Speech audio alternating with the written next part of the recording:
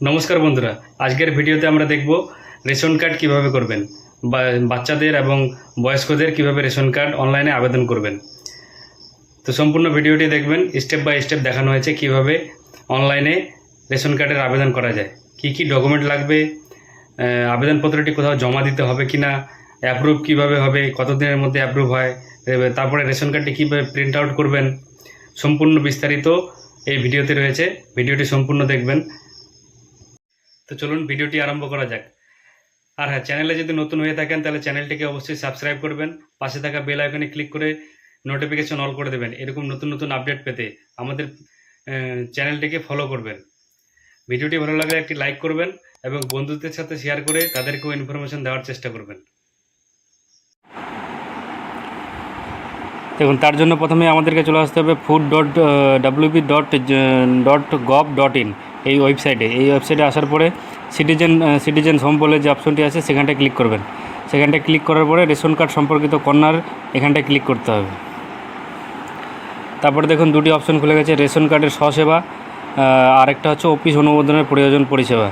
যেহেতু আমরা নতুন রেশন কার্ড বানাবো, আমরা অফিস অনুমোদনের এখানটায় ক্লিক করব। তারপর হচ্ছে অনলাইন আবেদন, যেহেতু আমরা অনলাইনেই করবো তাহলে আমাদেরকে অনলাইন আবেদনে ক্লিক করতে হবে। এখানটায় ক্লিক করার সঙ্গে সঙ্গে আপনাদের সামনে দেখুন একটা পরবর্তী পেজ ওপেন হয়ে গেছে। এখানটা হচ্ছে আপনি যে ব্যক্তির আবেদন করছেন তার সেই ব্যক্তির পরিবারের যে কোনো একজনের কিন্তু আধার নাম্বারটা এখানটা বসিয়ে নিয়ে লগ ইন করতে হবে।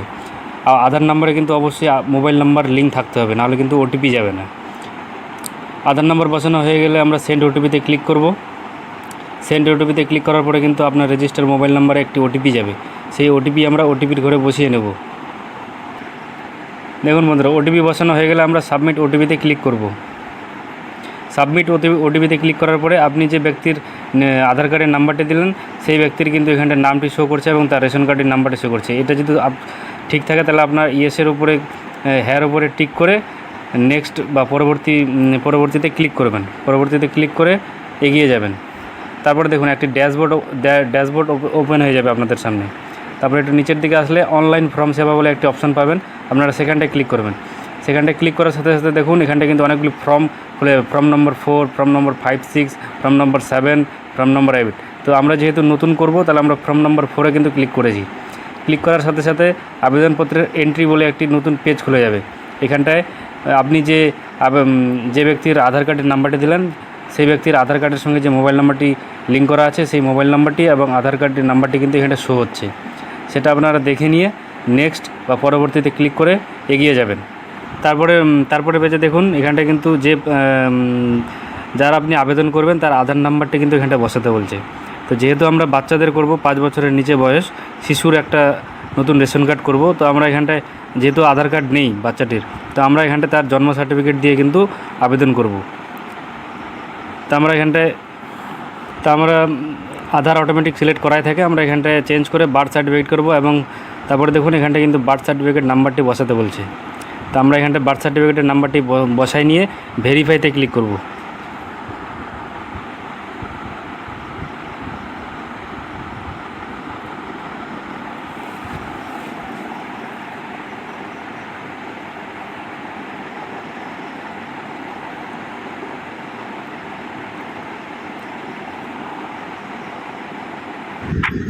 ভেরিফাইতে ক্লিক করার পরে কিন্তু পরবর্তী পেজ ওপেন হয়ে যাবে। এখানটা কিন্তু বার্থ সার্টিফিকেট অনুযায়ী নাম এবং অভিভাবকের নাম এবং জন্ম তারিখটি কিন্তু অটোমেটিক পেজ হয়ে চলে আসবে।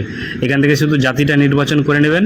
জাতিটা নির্বাচন করার পরে যদি ডিসেবিলিটি থাকে তাহলে কিন্তু ক্লিক করে কনফার্মে ক্লিক করবেন।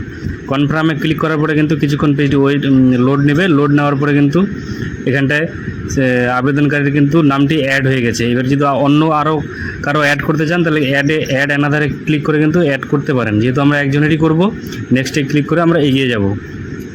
নেক্সটে ক্লিক করার পরে কিছুক্ষণ পেজটি আবার লোড নেবে।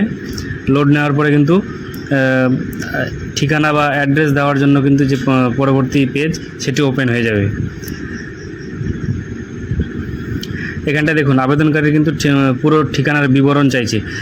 কিছু কিছু জায়গায় সিলেক্ট করা থাকবে, যেহেতু আপনারা বার্থ সার্টিফিকেটের নাম্বারটি বসিয়েছেন সেখান থেকে ফেচ করে নিয়ে যে ঘরগুলি ফাঁকা আছে সেই ঘরগুলিতে কিন্তু ম্যানুয়ালি আমাদেরকে ফিল করতে হবে।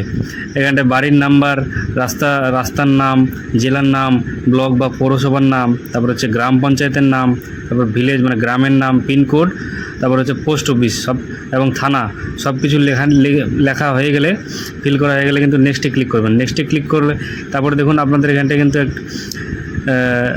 একটি প্রুফ অফ ঠিকানার প্রমাণ কিন্তু আপলোড করতে বলছে। তো আমরা এখানটা কিন্তু বার্থ সার্টিফিকেটটাই আপলোড দেব, যে আবেদনকারী তার বার্থ সার্টিফিকেটটা আপলোড দেওয়া হয়ে গেলে এখানটা টিক বক্সে ক্লিক করবেন।